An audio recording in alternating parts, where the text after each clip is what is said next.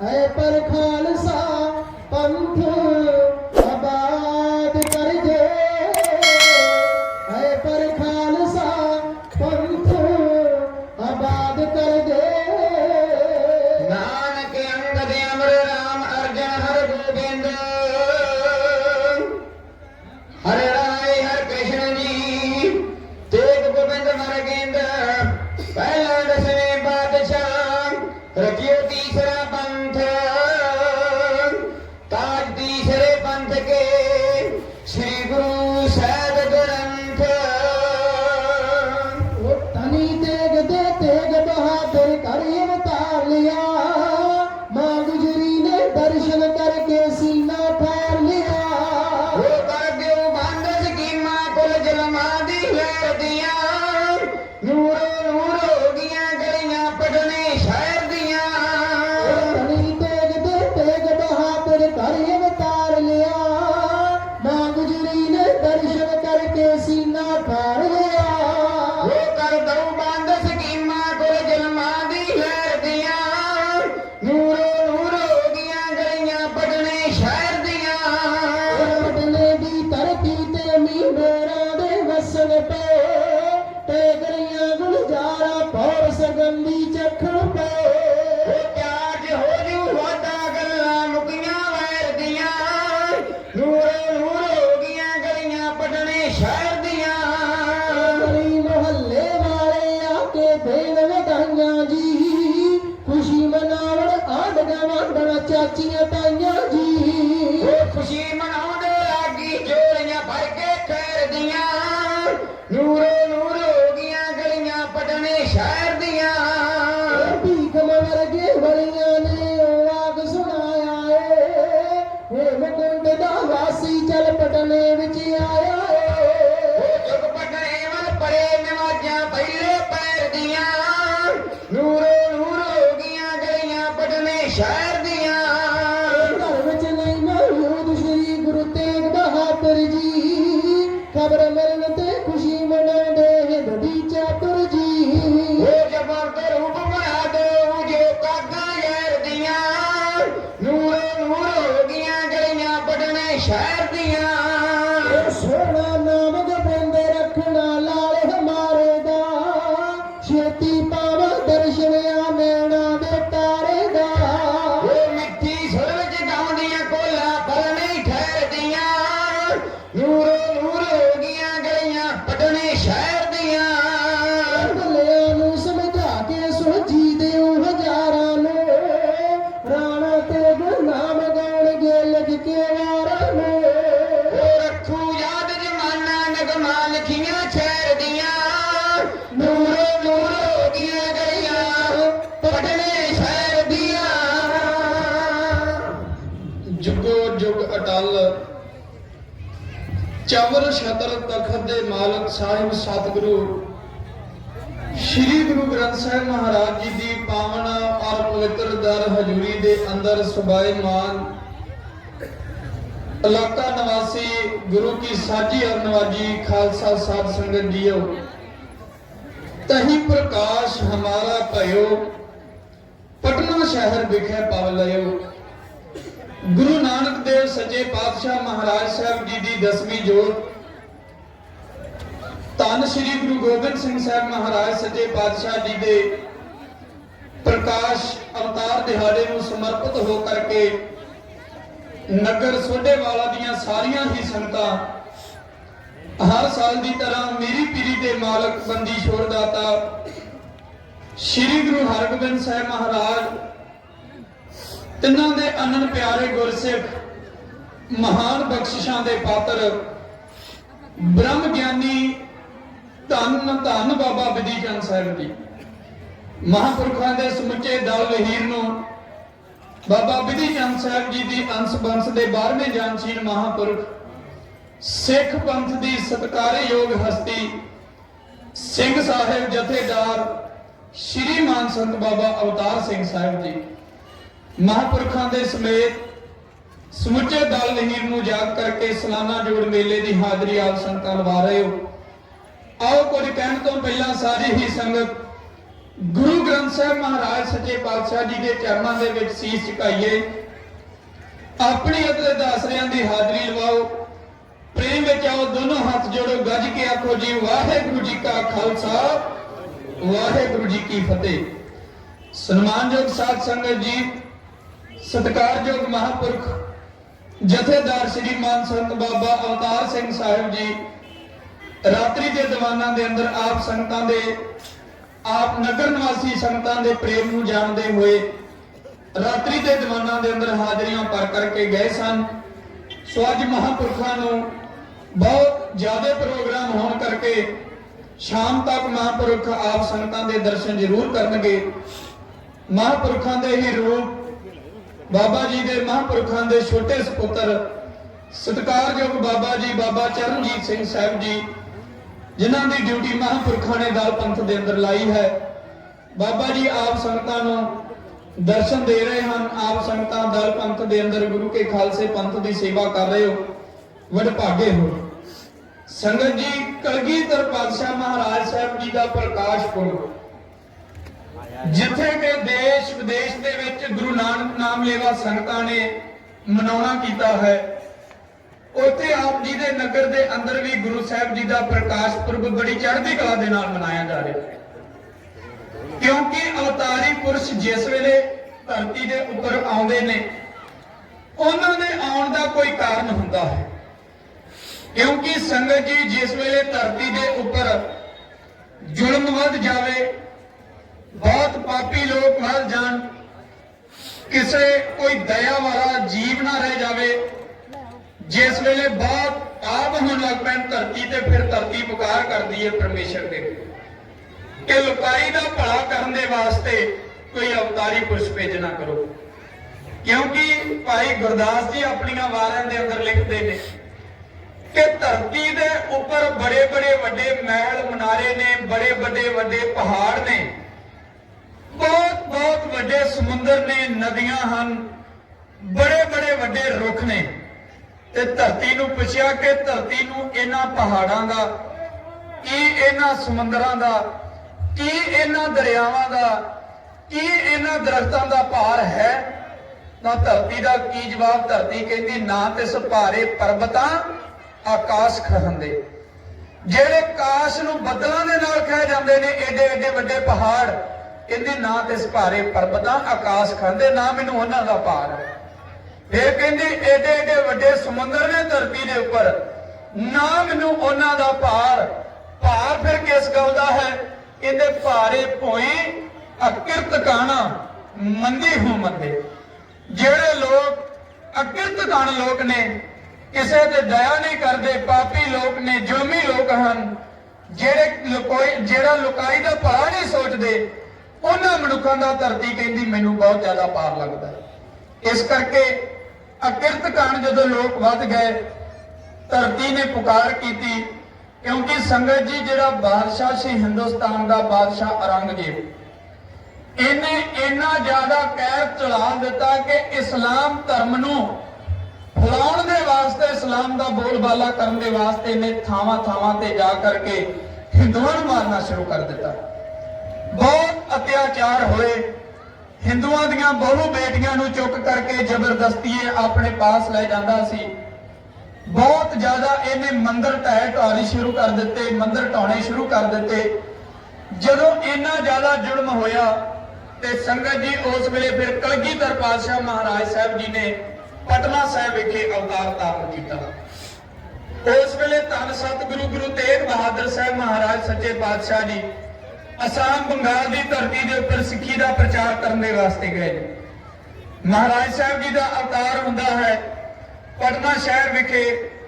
ਮਾਤਾ ਜੀ, ਮਾਤਾ ਗੁਜਰ ਕੌਰ ਜੀ ਦੀ ਕੁੱਖੋਂ ਪਟਨੇ ਦੇ ਵਿੱਚ ਗੁਰੂ ਸਾਹਿਬ ਜੀ ਅਵਤਾਰ ਧਾਰਨ ਕਰਦੇ ਨੇ। ਗੁਰੂ ਸਾਹਿਬ ਜੀ ਦੇ ਅਵਤਾਰ ਧਾਰਨ ਕਰਨ ਦੀ ਖਬਰ ਜਿਹੜੀ ਹੈ ਬਹੁਤ ਦੂਰ ਦੂਰ ਤੱਕ ਫੈਲ ਜਾਂਦੀ ਹੈ। ਇਧਰੋਂ ਫਿਰ ਇੱਕ ਗੁਰਸਿੱਖ ਚੱਲ ਕਰਕੇ ਜਾਂਦਾ ਹੈ। ਅਸਾਮ ਦੇ ਵਿੱਚ ਸੱਚੇ ਪਾਤਸ਼ਾਹ ਜੀ ਹਨ, ਉਹਨਾਂ ਦੇ ਪਾਸ ਜਾ ਕਰਕੇ ਗੁਰੂ ਸਾਹਿਬ ਜੀ ਨੂੰ ਜਾ ਕਰਕੇ ਖਬਰ ਦਿੰਦਾ, ਮਹਾਰਾਜ ਆਪ ਜੀ ਦੇ ਘਰ ਦੇ ਵਿੱਚ, ਆਪ ਜੀ ਦੇ ਘਰ ਦੇ ਵਿੱਚ ਸਾਹਿਬਜ਼ਾਦੇ ਨੇ ਜਨਮ ਲਿਆ। ਫਿਰ ਸੱਚੇ ਪਾਤਸ਼ਾਹ ਮਹਾਰਾਜ ਇਸ ਖੁਸ਼ੀ ਦੀ ਖਬਰ ਨੂੰ ਸੁਣ ਕਰਕੇ ਉਸ ਸਿੱਖ ਨੂੰ ਮਹਾਰਾਜ ਸਾਹਿਬ ਜੀ ਬਹੁਤ ਧਨ ਦੇ ਕਰਕੇ ਨਵਾਜਦੇ ਨੇ ਤੇ ਮਹਾਰਾਜ ਸਾਹਿਬ ਜੀ ਖੁਸ਼ੀ ਦੇ ਵਿੱਚ ਬਚਨ ਕਰਦੇ ਨੇ, ਸਿੱਖਾ ਤੇਰਾ ਜਨਮ ਮਰਨ ਕੱਟਿਆ ਗਿਆ। ਹੋਰ ਵੀ ਮਹਾਨ ਬਖਸ਼ਿਸ਼ਾਂ ਦਿੰਦੇ ਨੇ। ਗੁਰੂ ਸਾਹਿਬ ਜੀ ਦੇ ਅਵਤਾਰ ਦੀਆਂ ਖੁਸ਼ੀਆਂ ਪਟਨੇ ਦੀ ਗਲੀ ਗਲੀ ਦੇ ਵਿੱਚ ਮਨਾਈਆਂ ਜਾ ਰਹੀਆਂ ਨੇ। ਘਰ ਘਰ ਦੇ ਵਿੱਚ ਮਠਿਆਈਆਂ ਨਿਕਲ ਰਹੀਆਂ ਹਨ। ਮਾਤਾ ਜੀ, ਮਾਤਾ ਨਾਨਕੀ ਜੀ ਬੜੇ ਪ੍ਰੇਮ ਦੇ ਨਾਲ ਖੁਸ਼ੀ ਦੇ ਵਿੱਚ ਮਠਿਆਈਆਂ ਵੰਡ ਰਹੇ ਨੇ। ਗਰੀਬ ਲੋਕਾਂ ਨੂੰ ਵਸਤਰ ਦਾਨ ਕਰ ਰਹੇ ਹਨ। ਬਹੁਤ ਧਨ ਵੰਡਿਆ ਜਾ ਰਿਹਾ ਹੈ। ਇੰਨੀਆਂ ਖੁਸ਼ੀਆਂ ਮਨਾਈਆਂ ਜਾ ਰਹੀਆਂ ਨੇ। ਇੱਧਰ ਸੱਚੇ ਪਾਤਸ਼ਾਹ ਮਹਾਰਾਜ ਸਾਹਿਬ ਜੀ ਦਾ ਸਿੱਖ ਜੋ ਕਿ ਇੱਕ ਮੁਸਲਮਾਨ ਫਕੀਰ ਸੀ, ਜਿਸ ਦਾ ਨਾਮ ਇਤਿਹਾਸ ਦੇ ਅੰਦਰ ਆਉਂਦਾ ਭੀਖਣ ਸ਼ਾਹ। ਸੰਗਤ ਜੀ ਲਖਨੌਰ ਦਾ ਰਹਿਣ ਵਾਲਾ, ਇਹ ਹਜ਼ਾਰਾਂ ਕਿਲੋਮੀਟਰ ਦੀ ਦੂਰੀ ਨੂੰ ਕੱਟ ਕੇ ਸੱਚੇ ਪਾਤਸ਼ਾਹ ਮਹਾਰਾਜ ਜੀ ਦੇ ਦਰਸ਼ਨ ਕਰਨ ਦੇ ਵਾਸਤੇ ਪਟਨੇ ਵਿਖੇ ਆਇਆ। ਸੰਗਤ ਜੀ ਇਹ ਲਖਨੌਰ ਦੇ ਵਿੱਚ ਜਿਸ ਵੇਲੇ ਰਹਿੰਦਾ ਸੀ, ਇਹਨਾਂ ਦੀ ਮਰਜ਼ਾਦਾ ਸੀ ਕਿ ਇਹ ਲਹਿੰਗੇ ਵੱਲ ਨੂੰ ਨਮਾਜ਼ ਪੜ੍ਹਦੇ ਨੇ ਤੇ ਨਮਸਕਾਰ ਕਰਦੇ ਨੇ। ਹੁਣ ਅੱਜ ਕੀ ਹੋਇਆ, ਜਿਸ ਵੇਲੇ ਸੱਚੇ ਪਾਤਸ਼ਾਹ ਜੀ ਨੇ ਅਵਤਾਰ ਧਾਰਨ ਕੀਤਾ, ਇਹਨੇ ਚੜ੍ਹਦੇ ਵੱਲ ਨੂੰ ਨਮਸਕਾਰ ਕੀਤੀ। ਇਸ ਦੇ ਚੇਲੇ ਬਾਲ ਕੇ ਕਹਿਣ ਲੱਗੇ, ਪੀਰ ਜੀ ਤੁਹਾਡੀ ਉਮਰ ਬੜੀ ਵਡੇਰੀ ਹੋ ਗਈ ਹੈ, ਨਮਸਕਾਰ ਤੇ ਲਹਿੰਦੇ ਵੱਲ ਨੂੰ ਕਰਨੀ ਸੀ, ਪਰ ਅੱਜ ਤੁਸੀਂ ਚੜ੍ਹਦੇ ਵੱਲ ਨੂੰ ਨਮਸਕਾਰ ਕੀਤੀ ਹੈ, ਇਸ ਕਰਕੇ ਅਸੀਂ ਤੁਹਾਡਾ ਸਾਥ ਨਹੀਂ ਦੇਣਾ, ਅਸੀਂ ਤੁਹਾਡੇ ਨਾਲ ਨਹੀਂ ਰਹਿਣਾ। ਜਿਹੜੇ ਉਸ ਪੀਰ ਦੀ ਅਜ਼ਮਤ ਨੂੰ ਜਾਣਦੇ ਸਨ, ਉਹ 2-3 ਮਰੀਦ ਪੀਰ ਭੀਖਣ ਸ਼ਾਹ ਦੇ ਪਾਸ ਰਹੇ ਨੇ ਕਿ ਇਹ ਪੀਰ ਜਿਹੜਾ ਝੂਠ ਨਹੀਂ ਬੋਲ ਸਕਦਾ, ਜੋ ਕਰਦਾ ਸਹੀ ਕਰਦਾ। ਸੰਗਤ ਜੀ ਪੀਰ ਭੀਖਣ ਸ਼ਾਹ ਦੇ ਨਾਲ ਚੱਲ ਕਰਕੇ ਮਰੀਦ ਪਟਨੇ ਵਿੱਚ ਆਏ। ਪਟਨੇ ਦੇ ਵਿੱਚ ਖੁਸ਼ੀਆਂ ਮਨਾਈਆਂ ਜਾ ਰਹੀਆਂ ਹਨ। ਪਟਨੇ ਦੇ ਵਾਸੀ ਲੋਕਾਂ ਨੂੰ ਪੁੱਛ ਕੇ ਮਾਤਾ ਜੀ ਦੇ ਪਾਸ ਘਰ ਦੇ ਵਿੱਚ ਗਏ। ਮਾਮਾ ਚੰਦ ਕਿਰਪਾਲ ਜੀ ਆਣ ਕਰਕੇ ਮਿਲੇ ਹਨ। ਪੀਰ ਭੀਖਣ ਸ਼ਾਹ ਕਹਿਣ ਲੱਗਾ ਕਿ ਮੈਨੂੰ ਉਸ ਅਵਤਾਰੀ ਪੁਰਸ਼ ਦੇ ਬਾਲਕ ਦੇ ਦਰਸ਼ਨ ਕਰਵਾਓ, ਜਿਸ ਨੇ ਗੁਰੂ ਤੇਗ ਬਹਾਦਰ ਦੇ ਘਰ ਦੇ ਵਿੱਚ ਅਵਤਾਰ ਧਾਰਿਆ ਹੈ। ਹੁਣ ਉਸ ਵੇਲੇ ਮਾਮਾ ਕਿਰਪਾਲ ਚੰਦ ਜੀ ਕਿਵੇਂ ਕਹਿੰਦੇ ਨੇ, ਕਹਿੰਦੇ ਪੀਰ ਜੀ ਉਹਨਾਂ ਦੇ ਦਰਸ਼ਨ ਨਹੀਂ ਕਰਵਾਏ ਜਾ ਸਕਦੇ, ਉਹਨਾਂ ਦੇ ਪਿਤਾ ਜੀ ਹਾਲੇ ਦੂਰ ਅਸਾਮ ਬੰਗਾਲ ਦੇ ਵਿੱਚ ਸਿੱਖੀ ਦਾ ਪ੍ਰਚਾਰ ਕਰਨ ਦੇ ਵਾਸਤੇ ਗਏ ਹੋਏ ਨੇ। ਇਸ ਕਰਕੇ ਜਿੰਨਾ ਚਿਰ ਬਾਲਕ ਦੇ ਪਿਤਾ ਜੀ ਨਹੀਂ ਆ ਜਾਂਦੇ, ਉਹਨਾਂ ਚਿਰ ਤੁਹਾਨੂੰ ਅਸੀਂ ਦਰਸ਼ਨ ਨਹੀਂ ਕਰਵਾ ਸਕਦੇ। ਪੀਰ ਨੇ ਹੱਥ ਕਰ ਲਿਆ, ਘਰ ਦੇ ਬਾਹਰ ਹੱਥ ਕਰਕੇ ਬੈਠ ਗਿਆ, ਜਿੰਨਾ ਚਿਰ ਮੈਂ ਬਾਲਕ ਦੇ ਦਰਸ਼ਨ ਨਹੀਂ ਕਰ ਲੈਂਦਾ ਖੁਦ ਖੁਦਾ ਦੇ, ਉਹਨਾਂ ਚਿਰ ਮੈਂ ਵਾਪਸ ਨਹੀਂ ਜਾਵਾਂਗਾ। ਸੰਗਤ ਜੀ ਮਾਮਾ ਕਿਰਪਾਲ ਚੰਦ ਜੀ ਜਾ ਕਰਕੇ ਮਾਤਾ ਨਾਨਕੀ ਜੀ ਨੂੰ ਦੱਸਦੇ ਨੇ, ਮਾਤਾ ਜੀ ਉਹ ਪੀਰ ਦੇ ਹੱਥ ਕਰਕੇ ਬੈਠ ਗਿਆ। ਉਹ ਕਹਿੰਦਾ ਜਿੰਨਾ ਚਿਰ ਮੈਨੂੰ ਗੁਰੂ ਦੇ ਬਾਲਕ ਦੇ ਦਰਸ਼ਨ ਨਹੀਂ ਕਰਵਾਉਂਦੇ, ਉਹਨਾਂ ਚਿਰ ਮੈਂ ਨਹੀਂ ਜਾਵਾਂਗਾ। ਖਾਣਾ ਪੀਣਾ ਛੱਡ ਦਿੱਤਾ, ਉਹਨਾਂ ਚਿਰ ਮੈਂ ਕੁਝ ਮੂੰਹ ਨੂੰ ਵੀ ਨਹੀਂ ਲਾਉਣਾ, ਜਿੰਨਾ ਚਿਰ ਮੈਨੂੰ ਬਾਲਕ ਦੇ ਦਰਸ਼ਨ ਨਹੀਂ ਕਰਵਾਏ ਜਾਂਦੇ। ਹੁਣ ਸੰਗਤ ਜੀ ਮਾਤਾ ਜੀ ਸਲਾਹ ਕਰਦੇ ਨੇ ਆਪਣੇ ਘਰ ਵਾਲਿਆਂ ਦੇ ਨਾਲ। ਮਾਮਾ ਚੰਦ ਕਿਰਪਾਲ ਜੀ ਨੂੰ ਕਿਹਾ ਜਾਂਦਾ ਹੈ ਕਿ ਇਹ ਕਿਤੇ ਪੀਰ ਜਿਹੜਾ ਭੁੱਖ ਦਾ ਮਾਰਾ ਕਿਤੇ ਬਾਹਰ ਹੀ ਚੜਾਈ ਨਾ ਕਰ ਜਾਵੇ। ਚਲੋ ਸੰਤਾਂ ਨੂੰ ਦਰਸ਼ਨ ਕਰਵਾ ਹੀ ਦਿੰਨੇ। ਬਾਲਕ ਨੂੰ ਮਾਮਾ ਕਿਰਪਾਲ ਚੰਦ ਜੀ ਆਪਣੀ ਗੋਦ ਦੇ ਵਿੱਚ ਲੈਂਦੇ ਨੇ। ਸ਼ਬਦ ਕੀਰਤਨ ਆਰੰਭ ਹੁੰਦਾ ਹੈ। ਸੰਗਤਾਂ ਆ ਰਹੀਆਂ ਨੇ। ਬਾਲਕ ਗੋਬਿੰਦ ਰਾਏ ਜੀ ਦੇ ਦਰਸ਼ਨ ਕਰ ਰਹੀਆਂ ਹਨ, ਕਿਉਂਕਿ ਸੱਚੇ ਪਾਤਸ਼ਾਹ ਜੀ ਨੇ ਸਿੱਖ ਦੇ ਹੱਥ ਦੇ ਵਿੱਚ ਚਿੱਠੀ ਲਿਖ ਕਰਕੇ ਭੇਜੀ ਸੀ। ਉਸ ਚਿੱਠੀ ਦੇ ਵਿੱਚ ਲਿਖਿਆ ਕਿ ਤੁਸੀਂ ਇਸ ਬਾਲਕ ਦਾ ਨਾਮ ਗੋਬਿੰਦ ਰਾਏ ਰੱਖਣਾ। ਬਾਲਕ ਗੋਬਿੰਦ ਦਾ ਨਾਮ ਰੱਖਿਆ ਗਿਆ। ਗੋਬਿੰਦ ਰਾਏ ਜੀ ਦੇ ਦਰਸ਼ਨ ਕਰਨ ਦੇ ਵਾਸਤੇ ਹੁਣ ਸੰਗਤਾਂ ਪਟਨੇ ਦੇ ਵਿੱਚ ਆਈਆਂ ਨੇ। ਸੰਗਤਾਂ ਦਰਸ਼ਨ ਕਰਕੇ ਵਾਪਸ ਮੁੜਦੀਆਂ ਜਾ ਰਹੀਆਂ ਹਨ। ਮਾਮਾ ਚੰਦ ਕਿਰਪਾਲ ਜੀ ਨੇ ਆਵਾਜ਼ ਲਾਈ ਪੀਰ ਭੀਖਣ ਸ਼ਾਹ ਜੀ ਨੂੰ, ਭੀਖਣ ਸ਼ਾਹ ਜੀ ਪੀਰ ਜੀ ਆਓ ਤੁਸੀਂ ਆਣ ਕਰਕੇ ਬਾਲਕ ਦੇ ਦਰਸ਼ਨ ਕਰ ਲਓ। ਜਿਸ ਵੇਲੇ ਪੀਰ ਭੀਖਣ ਸ਼ਾਹ ਨੂੰ ਇਸ ਤਰ੍ਹਾਂ ਕਿਹਾ, ਉਹ ਫਕੀਰ ਆਪਣੀ ਜ਼ਬਾਨ ਤੋਂ ਕਹਿਣ ਲੱਗਾ, ਮੈਂ ਬਾਲਕ ਦੇ ਦਰਸ਼ਨ ਨਹੀਂ ਕਰਨੇ, ਮੈਂ ਤੇ ਬਾਲਕ ਦੇ ਨਾਲ ਸਵਾਲ ਜਵਾਬ ਕਰਨੇ। ਸੰਗਤ ਜੀ ਇਸ ਗੱਲ ਨੂੰ ਸੁਣ ਕਰਕੇ ਸੰਗਤਾਂ ਵੀ ਉੱਥੇ ਠਹਿਰ ਗਈਆਂ ਕਿ ਕੀ ਸਵਾਲ ਜਵਾਬ ਇਹ ਫਕੀਰ ਬਾਲਕ ਗੋਬਿੰਦ ਰਾਏ ਦੇ ਨਾਲ ਕਰੇਗਾ, ਅਸੀਂ ਵੀ ਦੇਖਾਂਗੇ। ਹੁਣ ਵਾਰੀ ਆਈ ਹੈ, ਦੁਪਹਿਰ ਦਾ ਸਮਾਂ ਹੋਇਆ ਹੈ। ਪੀਰ ਭੀਖਣ ਸ਼ਾਹ ਹੁਣ ਮਹਾਰਾਜ ਸਾਹਿਬ ਜੀ ਦੇ ਬਾਲਕ ਗੋਬਿੰਦ ਰਾਏ ਦੇ ਦਰਸ਼ਨ ਕਰਨ ਦੇ ਵਾਸਤੇ ਅਗੇਰੇ ਵਧਿਆ ਹੈ। ਜਿਵੇਂ ਹੁਣ ਥਾਲ ਦੇ ਵਿੱਚ 2 ਕੁੱਜੀਆਂ ਲੈ ਕਰਕੇ, ਇੱਕ ਕੁੱਜੀ ਦੇ ਵਿੱਚ ਦੁੱਧ ਪਾ ਲਿਆ ਹੈ, ਦੂਸਰੀ ਦੇ ਵਿੱਚ ਪਾਣੀ ਪਾ ਕਰਕੇ, ਜਿਵੇਂ ਗੁਰੂ ਸਾਹਿਬ ਜੀ ਨੂੰ ਸਵਾਲ ਤੇ ਜਵਾਬ ਆਪਣੀਆਂ ਅੱਖਾਂ ਦੇ ਇਸ਼ਾਰਿਆਂ ਦੇ ਨਾਲ ਕਰ ਰਿਹਾ ਹੈ। ਅੰਤਰਾਤਮੇ ਧਿਆਨ ਕਰਕੇ ਗੁਰੂ ਸਾਹਿਬ ਜੀ ਉਸ ਦੇ ਸਵਾਲਾਂ ਦਾ ਜਵਾਬ ਕਿਵੇਂ ਦੇ ਰਹੇ ਹਨ। ਦਲ ਪੰਥ ਦੇ ਘੋੜਿਆਂ ਦੇ ਸੇਵਾਦਾਰਾਂ ਦਾ ਜਥਾ ਕਵਿਤਾ ਦੇ ਵਿੱਚ ਇੰਜ ਕਹਿੰਦਾ, ਭੀਖਮ ਸ਼ਾਹ ਦੋ ਕੁਜੀਆਂ ਲੈ ਕੇ ਸਤਿਗੁਰ ਮੂਹਰੇ ਆਣ ਖੜੇ ਜੋ ਹਰ ਦਿਲ ਦੀ ਬੁਝ ਲੈਂਦੇ ਨੇ ਸਤਿਗੁਰ ਜਾਣੀ ਜਾਣ ਬੜੇ ਧਰਤੀ ਬਗਣੇ ਦੀ ਨੂੰ ਆਗੇ ਆਜ ਪ੍ਰੀਤ ਮਲਾਏ ਜੋ ਇੱਕ ਮਰਦਾ ਤੇ ਦੂਜਾ ਮਾਰੇ ਤੁਸੀਂ ਕਿਨਾਰੇ ਆਏ ਜੋ ਭੀਖਮ ਸ਼ਾਹ ਦੋ ਕੁਜੀਆਂ ਲੈ ਕੇ ਸਤਿਗੁਰ ਮੂਹਰੇ ਆਣ ਖੜੇ ਜੋ ਹਰ ਦਿਲ ਦੀ ਬੁਝ ਲੈਂਦੇ ਨੇ ਸਤਿਗੁਰ ਜਾਣੀ ਜਾਣ ਬੜੇ ਧਰਤੀ ਬਗਣੇ ਦੀ ਨੂੰ ਆਗੇ ਆਜ ਪ੍ਰੀਤ ਮਲਾਏ ਜੋ ਇੱਕ ਮਰਦਾ ਤੇ ਦੂਜਾ ਮਾਰੇ ਤੁਸੀਂ ਕਿਨਾਰੇ ਆਏ ਜੋ ਪਾਣੀ ਸਮਝੋ ਸਾੜਨ ਵਾਲਾ ਜਗ ਸਮਝ ਲੋ ਸੜਦਾ ਜੀ ਰਾਖਾ ਘਰ ਨੂੰ ਲੁੱਟੀ ਜਾਂਦਾ ਪਹਿਰੇਦਾਰ ਨਾ ਫੜਦਾ ਜੀ ਸੁਗੁਰ ਤੁਸਾਂ ਦੇ ਚਰਨ ਮੁਬਾਰਕ ਮਾਤਲੇ ਤੁਮੇ ਪਾਏ ਜੋ ਇੱਕ ਮਰਦਾ ਤੇ ਦੂਜਾ ਮਾਰੇ ਤੁਸੀਂ ਕਿਨਾਰੇ ਆਏ ਜੋ ਨੌਕਰੀਆਂ ਤੋਂ ਹਟ ਗਏ ਪੰਡਿਤ ਬਾਦਸ਼ਾਹ ਨਹੀਂ ਰੱਖ ਰਿਹਾ ਜਬਰੀ ਲਈਆਂ ਜਾਣ ਵੰਗਾਰਾ ਜ਼ੁਲਮ ਹੋਏ ਪਰਤੱਖ ਮਾਲੀਆਂ ਹੱਥ ਛੁਰੀਆਂ ਫੜੀਆਂ ਪੰਡਤ ਮਾਰ ਮੁਕਾਏ ਜੋ ਇੱਕ ਮਰਦਾ ਤੇ ਦੂਜਾ ਮਾਰੇ ਤੁਸੀਂ ਕਿਨਾਰੇ ਆਏ ਜੋ ਤੁਸੀਂ ਦੱਸੋ ਤਾਂ ਕੀ ਕਰਨਾ ਜੇ ਕਿੰਨਾ ਕਿੰਨਾ ਉਤਾਰੋਗੇ ਕੀ ਡਿਊਟੀ ਦਰਗਾਹ ਲੱਗੀ ਕਿਸ ਦੇ ਕਸ਼ਮ ਨਵਾਰੋਗੇ ਸਰ ਦੁਨੀਆ ਦੇ ਪੂਜਣ ਜੋਗ ਜਿਸ ਮਾਤਾ ਦੇ ਜਾਏ ਜੋ ਇੱਕ ਮਰਦਾ ਤੇ ਦੂਜਾ ਮਾਰੇ ਤੁਸੀਂ ਕਿਨਾਰੇ ਆਏ ਜੋ ਵਿੱਚ ਬਾਜ਼ਾਰਾਂ ਲੁੱਟ ਮਚੀ ਹੈ ਜਬਰਨੀ ਇੱਜ਼ਤ ਲੁੱਟੀ ਦੀ ਲੋਕੀ ਚੀਕ ਪੁਕਾਰਾ ਕਰਦੇ ਜਿੰਦਨ ਮਾਣੀ ਖੁੱਟੀ ਦੀ ਹਰ ਥਾਂ ਜਿਤਾਂ ਵੇਖ ਰਹੀਆਂ ਨੇ ਦੇਵੀਆਂ ਸੀਸ ਝੁਕਾਏ ਜੋ ਇੱਕ ਮਰਦਾ ਤੇ ਦੂਜਾ ਮਾਰੇ ਤੁਸੀਂ ਕਿਨਾਰੇ ਆਏ ਜੋ ਤਖਤ ਦਾ ਮਾਲਕ ਕੈਦ ਚ ਪਾ ਕੇ ਵੀਰ ਮਾਰਤਾ ਵੀਰੇ ਨੇ ਪਿਓ ਨੂੰ ਸਿਰ ਤੇ ਤੋਹਫਾ ਦਿੱਤਾ ਸ਼ਾਹਜਹਾਨ ਦੇ ਹੀਰੇ ਨੇ ਖੋਲੇ ਸਭ ਸਰਕਾਰੀ ਅਹੁਦੇ ਪੰਡਤ ਸਭ ਘਬਰਾਏ ਜੋ ਇੱਕ ਮਰਦਾ ਤੇ ਦੂਜਾ ਮਾਰੇ ਤੁਸੀਂ ਕਿਨਾਰੇ ਆਏ ਜੋ ਹੁਕਮ ਹੋ ਗਿਆ ਔਰੰਗਜ਼ੇਬ ਦਾ ਰਾਜ ਸਲਾਮੀ ਕਰਨਾ ਏ ਉਸ ਨੂੰ ਪਲ ਵਿੱਚ ਮਾਰ ਦਿੱਤਾ ਜਾਊ ਜਿਸ ਨੇ ਦਮ ਵੀ ਭਰਨਾ ਏ ਸੁਣੋ ਬੇਨਤੀ ਕਰੋ ਇਸ਼ਾਰਾ ਕੈਸੇ ਖੇਲ ਰਚਾਏ ਜੋ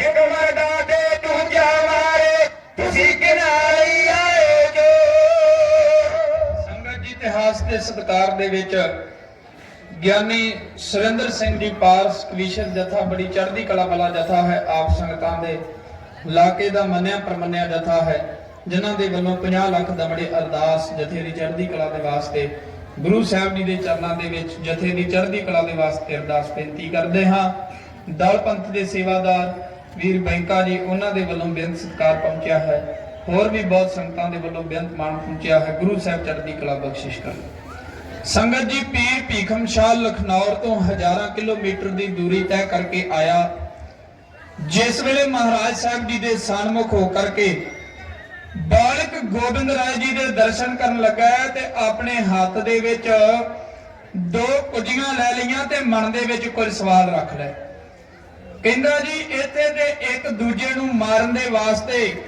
ਧਰਮ ਦੇ ਲੋਕ ਜਿਹੜੇ ਨੇ ਲੜ ਰਹੇ ਨੇ ਤੇ ਤੁਸੀਂ ਕਿਸ ਦੇ ਵਾਸਤੇ ਆਏ ਹੋ ਇਹ ਦੁੱਧ ਜਿਹੜਾ ਹੈ ਇਹ ਮੁਸਲਮਾਨ ਦਾ ਹੈ ਤੇ ਜਿਹੜਾ ਪਾਣੀ ਹੈ ਇਹ ਹਿੰਦੂ ਦਾ ਹੈ ਕਿ ਮਨ ਦੇ ਵਿੱਚ ਸਵਾਲ ਕਿ ਗੁਰੂ ਸਾਹਿਬ ਜੀ ਕਿਹਦੇ ਤੇ ਹੱਥ ਰੱਖਣਗੇ ਜਿਹਦੇ ਤੇ ਹੱਥ ਰੱਖ ਦੇਣਗੇ ਜਵਾਬ ਮਿਲ ਜਾਵੇਗਾ ਕਿ ਹਿੰਦੂਆਂ ਦੀ ਰਾਖੀ ਕਰਨਗੇ ਜਾਂ ਮੁਸਲਮਾਨਾਂ ਦੀ ਰਾਖੀ ਕਰਨਗੇ ਮਹਾਰਾਜ ਸਾਹਿਬ ਜੀ ਨੇ ਆਪਣੇ ਦੋਨੋਂ ਕੋਮਲ ਹੱਥ ਕੱਢੇ ਨੇ ਤੇ ਪੀਰ ਭੀਖਮ ਸ਼ਾਹ ਦੀਆਂ ਉਹਨਾਂ ਦੋਨਾਂ ਕੁੱਜੀਆਂ ਤੇ ਰੱਖ ਕਰਤੇ ਮਹਾਰਾਜ ਸਾਹਿਬ ਜੀ ਨੇ ਉਸ ਦਾ ਸ਼ੰਕਾ ਨਿਵਰਤ ਕਰ ਦਿੱਤਾ ਮਹਾਰਾਜ ਸਾਹਿਬ ਜੀ ਨੇ ਇਹ ਸ਼ੰਕਾ ਨਿਵਰਤ ਕਰ ਦਿੱਤਾ ਕਿ ਅਸੀਂ ਦੋਨਾਂ ਦੇ ਸਾਂਝੇ ਪੀਰ ਹਾਂ ਇਸ ਕਰਕੇ ਸੱਚੇ ਪਾਤਸ਼ਾਹ ਜੀ ਦਾ ਜਦੋਂ ਪਹਿਲਾ ਜਵਾਬ ਮਿਲਿਆ ਉਸੇ ਵੇਲੇ ਮਹਾਰਾਜ ਸਾਹਿਬ ਜੀ ਨੇ ਆਪਣੇ ਕੋਮਲ ਚਰਨ ਕਮਲ ਦੇ ਵਿੱਚੋਂ ਬਾਹਰ ਕੱਢੇ ਨੇ ਮਹਾਰਾਜ ਸਾਹਿਬ ਜੀ ਨੇ ਆਪਣਾ ਪੈਰ ਮਾਰ ਕਰਕੇ ਦੋਨੇ ਹੀ ਕੁੱਜੀਆਂ ਰੋੜ ਦਿੱਤੀਆਂ ਤੇ ਮਹਾਰਾਜ ਸਾਹਿਬ ਜੀ ਦੇ ਪ੍ਰਤੀ ਜਿਹੜਾ ਦੂਸਰਾ ਸਵਾਲ ਸੀ ਪੀਰ ਭੀਖਮ ਸ਼ਾਹ ਦਾ ਇਸ ਫਕੀਰ ਦਾ ਦੂਸਰੇ ਸਵਾਲ ਦਾ ਜਵਾਬ ਵੀ ਮਿਲ ਗਿਆ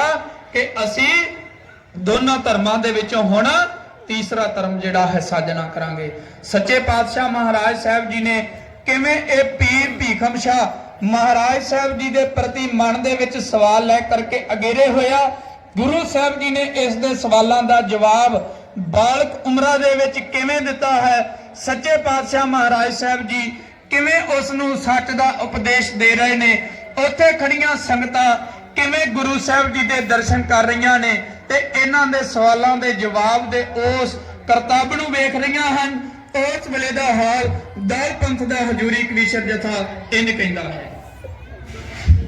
ਸਈਜੇ ਨਾਲ ਹਿੱਲੀਆਂ ਗੁਲਾਬੀ ਬੁੱਲੀਆਂ, ਸਾਈ ਨੂੰ ਦੱਸਣ ਗੱਲਾਂ ਅਣੇ ਮੁੱਲੀਆਂ। ਉਹ ਸੱਚ ਨੂੰ ਲਗਾਉਣਾ ਹੁਣ ਲੇਖ ਸਾਈਂ ਜੀ, ਦੁਆ ਚੋਂ ਬਣਾਉਣਾ ਤੀਜਾ ਭੇਸ ਸਾਈਂ ਜੀ। ਵੀਰਾਂ ਨਾਲ ਵੀਰ ਵੀ ਪਿਆਰ ਕਰਨਗੇ, ਦੇਸ਼ ਤੋਂ ਬਗੈਰ ਨਾਨ ਹੱਥੇ ਮਰਨਗੇ। ਉਹ ਜੋ ਪੂਰਾ ਸਾਧਵਾਂ ਦਾ ਲੇਖ ਸਾਈਂ ਜੀ, ਦੁਆ ਚੋਂ ਬਣਾਉਣਾ ਤੀਜਾ ਭੇਸ ਸਾਈਂ ਜੀ। ਹੋ ਜੂ ਪ੍ਰਚਾਰ ਸ਼ਰਮ ਤੇ ਧਰਮ ਦਾ, ਰਸਤਾ ਵਿਖਾਉਣਾ ਸੱਚ ਦੇ ਕਰਮ ਦਾ। ਉਹ ਜਬਰਾਂ ਹਟਾਉਣਾ ਏ ਨਰੇਸ਼ ਸਾਈਂ ਜੀ, ਦੁਆ ਚੋਂ ਬਣਾਉਣਾ ਤੀਜਾ ਭੇਸ ਸਾਈਂ ਜੀ। ਤੁਰਕਾਂ ਚੋਂ ਕੱਢ ਛੱਡਣਾ ਤਵਸਵੇ, ਪੰਡਤਾਂ ਨੂੰ ਨੇਕੀ ਦਾ ਸਿਖਾਉਣਾ ਵਸਵੇ। ਉਹ ਸਾਂਝਾ ਹੈ ਇਹ ਸਾਰਿਆਂ ਦਾ ਦੇਖ ਸਾਈਂ ਜੀ, ਦੁਆ ਚੋਂ ਬਣਾਉਣਾ ਤੀਜਾ ਭੇਸ ਸਾਈਂ ਜੀ। ਖਾਲਸਾ ਹੋਵੇ ਜੋ ਪਹਿਰੇਦਾਰ ਕੌਮ ਦਾ, ਚਾਹੀਦਾ ਸਿਪਾਹੀ ਜ਼ਿੰਮੇਵਾਰ ਕੌਮ ਦਾ। ਮਾਰਾ ਵਜਾਏ ਪਰਦੇਸ ਸਾਈਂ ਜੀ, ਦੁਆ ਚੋਂ ਬਣਾਉਣਾ ਤੀਜਾ ਭੇਸ ਸਾਈਂ ਜੀ। ਮਾਲਕ ਦਾ ਹੁਕਮ ਜਾਉਣਾ ਪੈ ਗਿਆ, ਸਾਨੂੰ ਹੁਕਮ ਪਾ ਕੇ ਆਉਣਾ ਪੈ ਗਿਆ। ਉਹ ਹੱਸ ਕੇ ਨਿਭਾਉਣੀ ਹੈ ਵਰੇਦ ਸਾਈਂ ਜੀ, ਦੁਆ ਚੋਂ ਬਣਾਉਣਾ ਤੀਜਾ ਭੇਸ ਸਾਈਂ ਜੀ। ਸਾਈਂ ਦਾ ਗੋਰਾਂ ਨੇ ਭਰਮ ਨਵਾਰ ਕੇ, ਰੋੜ ਦਿੱਤਾ ਕੁਝੀਆਂ ਨੂੰ ਲੱਤ ਮਾਰ ਕੇ। ਉਹ ਬੋਦੀ ਤੋਂ ਬਣਾ ਦਿਆਂਗੇ ਕੇਸ ਸਾਈਂ ਜੀ, ਦੁਆ ਚੋਂ ਬਣਾਉਣਾ ਤੀਜਾ ਭੇਸ ਸਾਈਂ ਜੀ। ਪੁੱਛਿਆ ਸਾਈਂ ਨੂੰ ਕਿਰਪਾਲ ਚੰਦ ਨੇ, ਦੱਸਿਆ ਕਿ ਮਾਤਾ ਗੁਜਰੀ ਦੇ ਨੰਦ ਨੇ। ਉਹ ਸਾਤਵਾਂ ਦੇ ਸੰਗ ਰੋਹਾਂ ਮੇਜ ਸਾਈਂ ਜੀ, ਦੁਆ ਚੋਂ ਬਣਾਉਣਾ ਤੀਜਾ ਭੇਸ ਸਾਈਂ ਜੀ। ਸੰਗਤ ਜੀ ਉਸ ਖਾਲਸੇ ਪੰਥ ਦੀ ਸਿਰਜਣਾ ਸੱਚੇ ਪਾਤਸ਼ਾਹ ਜੀ ਨੇ ਕੀਤੀ। ਜਿਹੜਾ ਵਚਨ ਮਹਾਰਾਜ ਸਾਹਿਬ ਜੀ ਨੇ ਕੀਤਾ ਕਿ ਅਸੀਂ ਦੋਨਾਂ ਦੇ ਵਿੱਚੋਂ ਤੀਸਰਾ ਧਰਮ ਪ੍ਰਗਟ ਕਰਾਂਗੇ, ਉਹ ਕਿਹੜਾ ਸੀ? ਖਾਲਸਾ ਧਰਮ। ਸੱਚੇ ਪਾਤਸ਼ਾਹ ਮਹਾਰਾਜ ਸਾਹਿਬ ਜੀ ਨੇ, ਕਿਉਂਕਿ ਗੁਰੂ ਸਾਹਿਬ ਜੀ ਜਦੋਂ 9 ਸਾਲ ਦੀ ਉਮਰ ਹੋਈ ਨਾ ਸੱਚੇ ਪਾਤਸ਼ਾਹ ਜੀ ਦੀ, ਸੰਗਤ ਜੀ ਕਸ਼ਮੀਰੀ ਪੰਡਤ ਚੱਲ ਕਰਕੇ ਆਏ। ਬਾਦਸ਼ਾਹ ਔਰੰਗਜ਼ੇਬ ਨੇ ਇਹ ਸੋਚਿਆ ਸੀ ਕਿ ਕਿਸੇ ਨਾ ਕਿਸੇ ਤਰੀਕੇ ਦੇ ਨਾਲ ਸਾਰੇ ਕਿਤੇ ਇਸਲਾਮ ਦਾ ਹੀ ਬੋਲਬਾਲਾ ਹੋਣ ਦੇਣਾ, ਹੋਰ ਕੋਈ ਨਹੀਂ। ਇਸ ਕਰਕੇ ਉਹਨੇ ਜਬਰਨ ਲੋਕਾਂ ਨੂੰ, ਹਿੰਦੂਆਂ ਨੂੰ ਆਪਣੀ ਤਲਵਾਰ ਦੇ ਜ਼ੋਰ ਦੇ ਨਾਲ ਤੇ ਮੁਸਲਮਾਨ ਬਣਾਉਣਾ ਸ਼ੁਰੂ ਕਰ ਦਿੱਤਾ। ਮਨ ਦੇ ਵਿੱਚ ਖਿਆਲ ਆਉਂਦਾ ਕਿ ਇਹਨਾਂ ਗਰੀਬ ਲੋਕਾਂ ਨੂੰ ਮੁਸਲਮਾਨ ਬਣਾਉਣਾ ਔਖਾ ਹੈ। ਅਨਪੜ੍ਹ ਲੋਕਾਂ ਨੂੰ ਜੇ ਅਸੀਂ ਪੜ੍ਹੇ ਲਿਖੇ ਲੋਕਾਂ ਨੂੰ ਆਪਣੇ ਨਾਲ ਪੰਡਤਾਂ ਨੂੰ ਜੋੜ ਲਈਏ, ਵਿਦਵਾਨਾਂ ਨੂੰ ਜੋੜ ਲਈਏ, ਇਹਨਾਂ ਦੇ ਵੱਲ ਵੇਖ ਕੇ ਦੂਜੇ ਲੋਕ ਆਪਣੇ ਆਪ ਹੀ ਸਾਡੇ ਵਿੱਚ ਆਣ ਜੁੜਨਗੇ। ਸੰਗਤ ਜੀ ਸਲਾਹ ਕੀਤੀ ਹੈ। ਇਹਨੇ ਕੀ ਕੀਤਾ?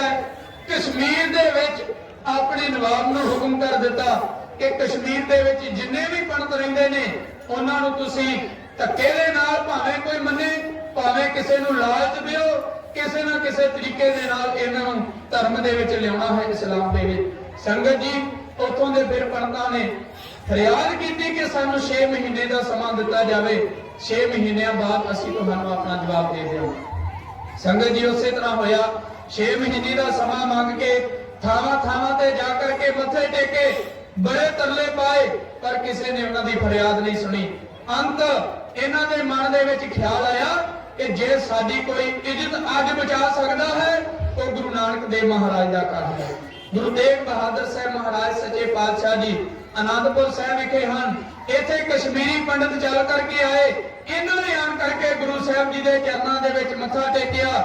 ਗੁਰੂ ਸਾਹਿਬ ਜੀ ਨੂੰ ਹੱਥ ਜੋੜ ਕਰਕੇ ਬੇਨਤੀ ਕਰਨ ਲੱਗੇ, ਮਹਾਰਾਜ ਅਸੀਂ ਨਿਮਾਣੇ, ਸਾਡਾ ਗਰੀਬਾਂ ਦਾ ਧਰਮ ਖਤਰੇ ਦੇ ਵਿੱਚ ਹੈ, ਅੱਜ ਸਾਡੀ ਇੱਜ਼ਤ ਦਾ ਸਵਾਲ ਹੈ। ਸੱਚੇ ਪਾਤਸ਼ਾਹ ਜੀ ਤੁਹਾਡੇ ਤੋਂ ਬਿਨਾ ਸਾਡੀ ਇੱਜ਼ਤ ਅੱਜ ਕੋਈ ਨਹੀਂ ਬਚਾ ਸਕਦਾ, ਤੁਸੀਂ ਹੋ, ਤੁਸੀਂ ਸਾਡੀ ਇੱਜ਼ਤ ਬਚਾ ਸਕਦੇ ਹੋ।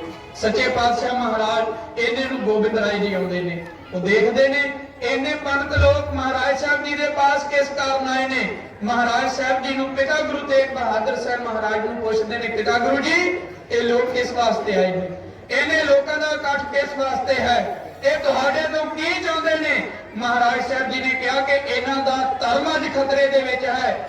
ਬਾਦਸ਼ਾਹ ਔਰੰਗਜ਼ੇਬ ਹਿੰਦੁਸਤਾਨ ਦਾ ਬਾਦਸ਼ਾਹ ਧੱਕੇ ਦੇ ਨਾਲ ਇਹਨਾਂ ਦਾ ਧਰਮ ਤਬਦੀਲ ਕਰ ਲਿਆ ਹੈ। ਇਹਨਾਂ ਨੂੰ ਧੱਕੇ ਦੇ ਨਾਲ ਤਲਵਾਰ ਦੀ ਨੋਕ ਤੇ ਕਹਿ ਰਿਹਾ ਕਿ ਤੁਸੀਂ ਇਸਲਾਮ ਧਰਮ ਕਬੂਲ ਕਰ ਲਓ, ਹਿੰਦੂਆਂ ਦਾ ਧਰਮ ਛੱਡ ਦਿਓ। ਸੰਗਤ ਜੀ ਉਸ ਵੇਲੇ ਫਿਰ ਮਹਾਰਾਜ ਸਾਹਿਬ ਜੀ ਨੇ ਕਿਹਾ, ਬਾਲਕ ਗੋਬਿੰਦ ਰਾਏ ਜੀ ਨੇ, ਪਿਤਾ ਗੁਰੂ ਜੀ ਇਹਨਾਂ ਦਾ ਧਰਮ ਫਿਰ ਕਿਵੇਂ ਬਚ ਸਕਦਾ। ਇਹਦੇ ਸਮਾਂ ਇੱਕ ਮਹਾਵੀਰ ਦਾ, ਮਹਾਨ ਪੁਰਸ਼ ਦਾ ਬਲੀਦਾਨ ਚਾਹੁੰਦਾ ਹੈ। ਫਿਰ ਉਹਨਾਂ ਕੇ ਪਿਤਾ ਗੁਰੂ ਜੀ ਤੁਹਾਡੇ ਤੋਂ ਬਿਨਾਂ ਕੌਣ ਵੱਡਾ ਮਹਾਂਪੁਰਖ ਹੈ, ਇਸ ਕਰਕੇ ਤੁਸੀਂ ਇਹਨਾਂ ਦੇ ਨਾਲ ਜਾਓ, ਇਹਨਾਂ ਦੇ ਧਰਮ ਦੀ ਰੱਖਿਆ ਕਰੋ। ਸੱਚੇ ਪਾਤਸ਼ਾਹ ਜੀ ਨੇ 9 ਸਾਲ ਦੀ ਉਮਰ ਦੇ ਵਿੱਚ ਆਪਣੇ ਪਿਤਾ ਜੀ ਨੂੰ ਦਿੱਲੀ ਦੇ ਵੱਲ ਤੋਰਿਆ ਸੀ।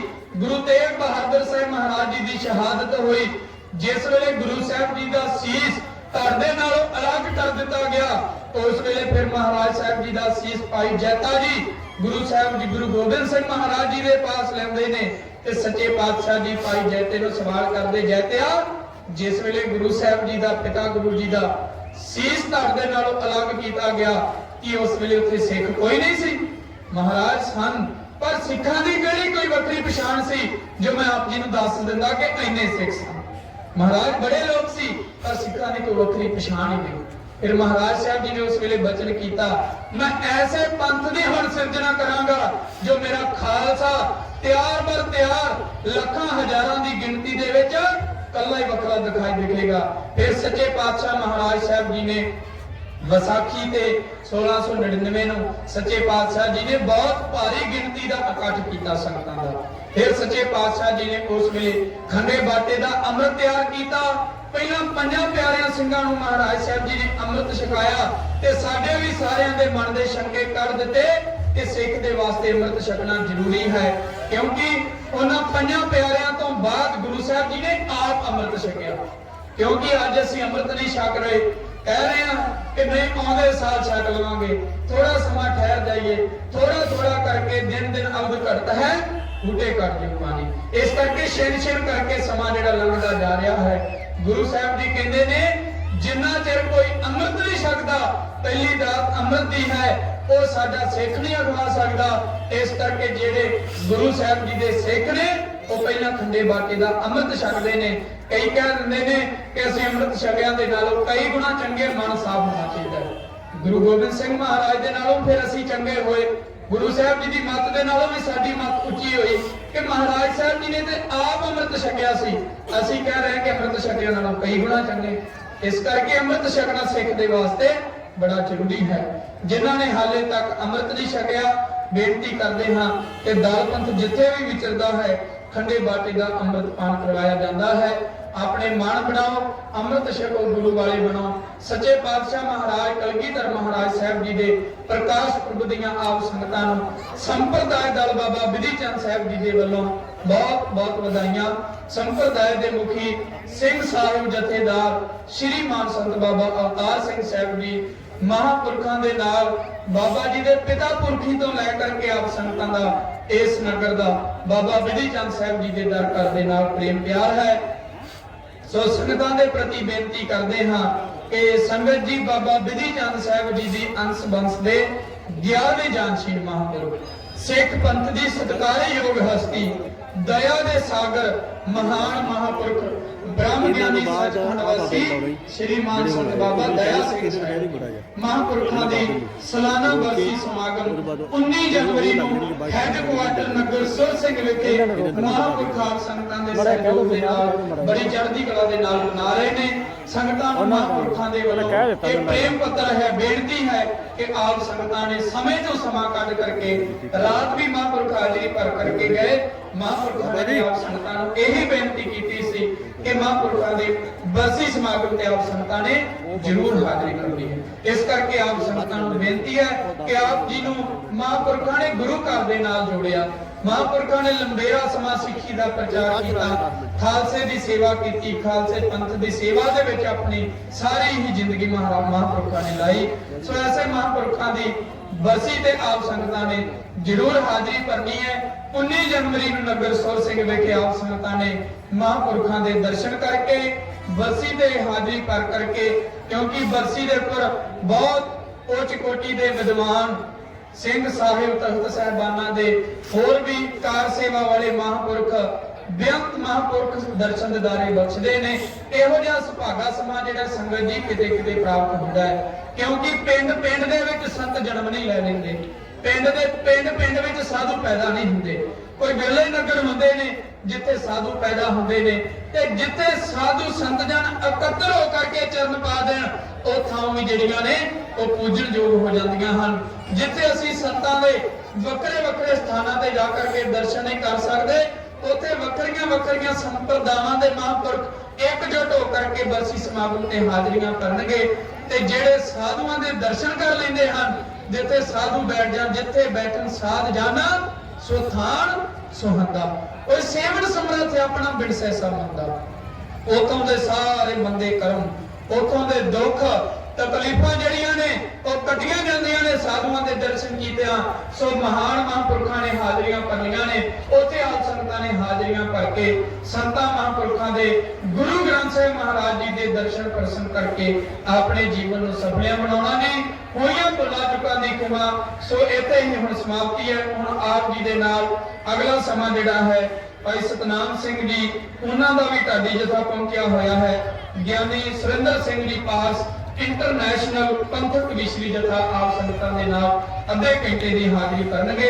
ਆਓ ਬੜੇ ਪ੍ਰੇਮ ਦੇ ਨਾਲ ਭਾਈ ਸੁਰਿੰਦਰ ਸਿੰਘ ਜੀ ਪਾਸ ਉਹਨਾਂ ਦੇ ਜਥੇ ਦੇ ਨਾਲ ਆਪ ਸੰਗਤਾਂ ਆਉਣ ਇਤਿਹਾਸ ਸਰਵਣ ਕਰੋ। ਇਹਨਾਂ ਤੋਂ ਉਪਰੰਤ ਭਾਈ ਸਤਨਾਮ ਸਿੰਘ ਜੀ ਖਾਲਸਾ ਇੰਟਰਨੈਸ਼ਨਲ ਢਾਡੀ ਜਥਾ ਉਹ ਆਪ ਸੰਗਤਾਂ ਦੇ ਪ੍ਰਤੀ ਹਾਜ਼ਰੀ ਕਰਨਗੇ। ਸਾਰੀਆਂ ਸੰਗਤਾਂ ਨੂੰ ਬੇਨਤੀ ਹੈ, ਇਸੇ ਤਰ੍ਹਾਂ ਆਪ ਜੀ ਨੇ ਦੇਵਤਿਆਂ ਦੇ ਨਾਮ ਸਮਾਧੀਆਂ ਲਾ ਕਰਕੇ ਗੁਰੂ ਕੇ ਖਾਲਸੇ ਪੰਥ ਦੀ ਸੇਵਾ ਕਰਨੀ ਹੈ। 3 ਵਜੇ ਦੀਵਾਨਾਂ ਦੀ ਸਮਾਪਤੀ ਹੋ ਜਾਣੀ ਹੈ। ਸਮਾਪਤੀ ਤੋਂ ਉਪਰੰਤ ਜੋ ਖਾਲਸੇ ਪੰਥ ਦੀ ਰਵਾਇਤ ਹੈ, ਨਿਹੰਗ ਸਿੰਘ ਜਥੇਬੰਦੀਆਂ ਜੋ ਸੰਗਤ ਜੀ ਮਹੱਲੇ ਦੀ ਹਾਜ਼ਰੀ ਭਰਦੇ ਨੇ, ਕਿਉਂਕਿ ਇਹ ਸੱਚੇ ਪਾਤਸ਼ਾਹ ਮਹਾਰਾਜ ਜੀ ਨੇ ਇਹ ਰੀਤ ਚਲਾਈ ਸੀ, ਇਹ ਮਰਿਆਦਾ ਬੰਨੀ ਸੀ ਕਿ ਜਿਹੜਾ ਖਾਲਸਾ ਹੈ ਉਹ ਨੇਤੀ ਸ਼ਸਤਰ ਵਿਦਿਆ ਦਾ ਅਭਿਆਸ ਕਰੇ, ਘੋੜ ਸਵਾਰੀ ਦਾ ਅਭਿਆਸ ਕਰੇ। ਸੋ ਇਹ ਜਿਹੜੀ ਮਰਿਆਦਾ ਇਹ ਦਲਾਂ ਪੰਥਾਂ ਦੇ ਅੰਦਰ ਵੇਖਣ ਨੂੰ ਮਿਲਦੀ ਹੈ, ਜੋ ਪੁਰਾਣੀ ਮਰਿਆਦਾ ਪੁਰਾਣੇ ਸਮੇਂ ਤੋਂ ਲੈ ਕਰਕੇ ਆ ਰਹੀ ਹੈ ਕਿ ਅੰਮ੍ਰਿਤ ਵੇਲੇ 1 ਵਜੇ 12 ਵਜੇ ਤੋਂ ਨਿਤਨੇਮ ਪ੍ਰਾਰੰਭ ਹੋ ਜਾਣੇ, ਫਿਰ ਆਸਾ ਦੀ ਵਾਰ ਦਾ ਸ਼ਬਦ ਕੀਰਤਨ, ਗੁਰਬਾਣੀ ਦੀ ਕਥਾ, ਘੋੜ ਸਵਾਰੀ ਕਰਾਉਣੀ, ਸਿੰਘਾਂ ਨੂੰ ਸ਼ਸਤਰ ਵਿਦਿਆ ਸਿਖਾਉਣੀ, ਗੁਰਮਤਿ ਦੀ ਵਿਦਿਆ ਦੇ ਨਾਲ ਜੋੜਨਾ। ਇਹ ਸੰਪਰਦਾਇ ਦਾ ਬਾਬਾ ਵਿਧੀ ਚੰਦ ਸਾਹਿਬ ਜੀ ਦੇ ਅੰਦਰ ਮਹਾਂਪੁਰਖ ਬਾਬਾ ਜੀ ਬਾਬਾ ਅਵਤਾਰ ਸਿੰਘ ਸਾਹਿਬ ਜੀ ਉਹ ਸੇਵਾ ਨੂੰ ਨਿਰੰਤਰ ਨਿਭਾ ਰਹੇ ਨੇ। ਬੇਅੰਤੀ ਮਹਾਂਪੁਰਖਾਂ ਨੇ ਵਿਦਿਆਲੇ ਵੀ ਖੋਲੇ ਹੋਏ ਹਨ। ਫਤਿਹਗੜ੍ਹ ਸਾਹਿਬ ਵਿਖੇ, ਸੁਰ ਸਿੰਘ ਵਿਖੇ, ਸ੍ਰੀ ਸੁਲਤਾਨਪੁਰ ਵਿਖੇ, ਯੂਪੀ ਦੇ ਵਿੱਚ ਮਹਾਂਪੁਰਖਾਂ ਨੇ ਬੇਅੰਤੀ ਥਾਵਾਂ ਤੇ ਵਿਦਿਆਲੇ ਖੋਲੇ ਹੋਏ ਨੇ, ਜਿੱਥੇ ਸੰਗਤ ਜੀ ਬਹੁਤ ਗਰੀਬ ਬੱਚੇ ਆਣ ਕਰਕੇ ਮਹਾਂਪੁਰਖਾਂ ਦੇ ਵਿਦਿਆਲੇ ਦੇ ਵਿੱਚੋਂ ਗੁਰਮਤਿ ਦੀ ਵਿਦਿਆ ਧਾਰਨ ਕਰ ਰਹੇ ਨੇ। ਜਿੱਥੇ ਗੁਰਮਤਿ ਦੀ ਵਿਦਿਆ ਮਹਾਂਪੁਰਖ ਦੇ ਰਹੇ ਨੇ, ਉੱਥੇ ਦੁਨਿਆਵੀ ਵਿਦਿਆ ਦੇ ਨਾਲ ਵੀ ਜੁੜ ਰਹੇ ਨੇ। ਜਿੱਥੇ ਸੰਗਤ ਜੀ ਦੁਨਿਆਵੀ ਵਿਦਿਆ ਸਾਡੇ ਵਾਸਤੇ ਜ਼ਰੂਰੀ ਹੈ, ਉੱਥੇ ਗੁਰਮਤਿ ਦੀ ਵਿਦਿਆ ਵੀ ਜ਼ਰੂਰੀ ਹੈ। ਸੋ ਇਸ ਕਰਕੇ ਆਪ ਜੀ ਨੂੰ ਬੇਨਤੀ ਕਰਦੇ ਹਾਂ, ਜਿੱਥੇ ਆਪਣੇ ਬੱਚਿਆਂ ਨੂੰ ਅਸੀਂ ਦੁਨਿਆਵੀ ਵਿਦਿਆ ਦੇ ਨਾਲ ਜੋੜ ਰਹੇ ਹਾਂ, ਉੱਥੇ ਗੁਰਮਤਿ ਦੀ ਵਿਦਿਆ ਦੇ ਨਾਲ ਵੀ ਜੋੜੀਏ। ਕਿਉਂਕਿ ਸੰਗਤ ਜੀ ਇਹ ਸਾਡੇ ਵਡੇਰਿਆਂ ਦਾ ਇਤਿਹਾਸ ਹੈ। ਜੋ ਅੱਜ ਅਸੀਂ ਸੁੱਖ ਐਸ਼ੋ ਆਰਾਮ ਦੀ ਜ਼ਿੰਦਗੀ ਕੱਟ ਰਹੇ ਹਾਂ, ਸਾਡੇ ਵਡੇਰਿਆਂ ਦੀ ਬਦੌਲਤ ਹੈ। ਉਹਨਾਂ ਨੇ ਆਪਣੇ ਸਰੀਰਾਂ ਤੇ ਦੁੱਖ ਤਕਲੀਫਾਂ ਝੱਲ ਕੇ ਸਾਨੂੰ ਇਹ ਰਾਜ ਭਾਗ ਬਖਸ਼ਿਸ਼ ਕੀਤੇ ਨੇ। ਅੱਜ ਅਸੀਂ ਉਹਨਾਂ ਦੇ ਪਾਏ ਹੋਏ ਪੂਰਨਿਆਂ ਤੋਂ ਦੂਰ ਹੁੰਦੇ ਜਾ ਰਹੇ ਹਾਂ, ਸਿੱਖੀ ਤੋਂ ਪਤਤ ਹੁੰਦੇ ਜਾ ਰਹੇ ਹਾਂ। ਜਿਨ੍ਹਾਂ ਨੇ ਹਾਲੇ ਤੱਕ ਕੇਸ ਨਹੀਂ ਰੱਖੇ, ਬੇਨਤੀ ਕਰਦੇ ਹਾਂ ਆਪਣੇ ਕੇਸ ਰੱਖੋ। ਸਿੱਖੀ ਤੋਂ ਪਤਤ ਹੋ ਕੇ ਜਾਣਾ ਤੇ ਇੱਕ ਦਿਨ ਸਾਰਿਆਂ ਨੇ, ਜੇ ਸਿੱਖੀ ਤੋਂ ਪਤਤ ਹੋ ਕੇ ਗਏ ਤੇ ਫਿਰ ਇੱਥੇ ਆਉਣ ਦਾ ਕੋਈ ਫਾਇਦਾ ਨਹੀਂ। ਇਹ ਮਸਾਂ ਕਬੀਰ ਮਾਨਸ ਜਨਮ ਦਲੰਭ ਹੈ, ਹੋਏ ਨਾ ਬਾਰੇਗਾ, ਜੋ ਬਨ ਫਲ ਪਾ ਕੇ ਪਹੁੰਚੇ ਬਹੁ ਨਾ ਲੱਗੇਗਾ। ਇਹ ਮਨੁੱਖਾ ਜਨਮ ਬੜੇ ਸਮੇਂ ਬਾਅਦ ਕਈ ਜੂਨਾਂ ਦੇ ਵਿੱਚੋਂ ਪਾਉਂਦਿਆਂ ਹੋਇਆਂ ਸਾਨੂੰ ਮਿਲਿਆ ਹੈ। ਇੱਕ ਦਿਨ ਅਜਾਈ ਨਾ ਚਲਿਆ ਜਾਵੇ। ਇਹ ਪਰਮੇਸ਼ਰ ਨੂੰ ਮਿਲਣ ਦਾ ਇੱਕ ਸਮਾਂ ਹੈ, ਇੱਕ ਵਾਰੀ ਹੈ। ਸੋ ਬੇਨਤੀ ਪ੍ਰਵਾਨ ਕਰੋ, ਕੇਸਾਂ ਧਾਰੀ ਹੋ, ਅੰਮ੍ਰਿਤ ਛਕੋ, ਗੁਰੂ ਵਾਲੇ ਬਣੋ, ਹੋਈਆਂ ਭੁੱਲਾਂ ਦੀ ਖਿਮਾ। ਇਤਿਹਾਸ ਦੇ ਸਤਿਕਾਰ ਦੇ ਵਿੱਚ ਪ੍ਰਬੰਧਕ ਵੀਰਾਂ ਦੇ ਵੱਲੋਂ ਬੇਨਤ ਮਾਨ ਆਇਆ ਹੈ। ਹੋਰ ਵੀ ਬਹੁਤ ਸਾਰੀਆਂ ਸੰਗਤਾਂ ਦੇ ਵੱਲੋਂ ਬਹੁਤ ਜ਼ਿਆਦਾ ਸਤਿਕਾਰ ਪਹੁੰਚਿਆ ਹੈ। ਕਦਰਦਾਨੀ ਦਾ ਧੰਨਵਾਦ ਕਰਦੇ ਹਾਂ। ਆਓ ਭਾਈ ਸੁਰਿੰਦਰ ਸਿੰਘ ਜੀ, ਉਹਨਾਂ ਦੇ ਜਥੇ ਦੇ ਪਾਸੋਂ ਕੁਝ ਸਮਾਂ, ਅੱਧੇ ਘੰਟੇ ਦੀ ਸਮਾਂ ਹਾਜ਼ਰੀ ਹੈ। ਪ੍ਰੇਮ ਸਤਿਕਾਰ ਦੇ ਨਾਲ ਕਵੀਸ਼ਰੀ ਸਰਵਣ ਕਰੀਏ। ਤਿੰਨਾਂ ਤੋਂ ਉਪਰੰਤ ਢਾਡੀ ਜਥਾ ਔਰ ਵੀਰ ਸਤਨਾਮ ਸਿੰਘ ਜੀ ਇੱਕ ਹੋਰ ਜਥਾ ਪਹੁੰਚਿਆ ਹੋਇਆ ਹੈ, ਉਹਨਾਂ ਨੇ ਵੀ ਆਪ ਜੀ ਦੇ ਨਾਲ ਹਾਜ਼ਰੀ ਭਰਨੀ ਹੈ। ਸਾਡੇ ਜਥੇ ਨੂੰ ਫਤਿਹ ਬੁਲਾਓ। ਸਰਬੱਤ ਦੇ ਭਲੇ ਦੀ ਅਰਦਾਸ ਕਰੋ। ਆਖੋ ਜੀ ਨਾਨਕ ਨਾਮ ਚੜ੍ਹਦੀ ਕਲਾ, ਤੇਰੇ ਬਾਣੇ ਸਰਬੱਤ ਦਾ ਭਲਾ। ਵਾਹਿਗੁਰੂ ਜੀ ਕਾ ਖਾਲਸਾ, ਵਾਹਿਗੁਰੂ ਜੀ ਕੀ ਫਤਿਹ।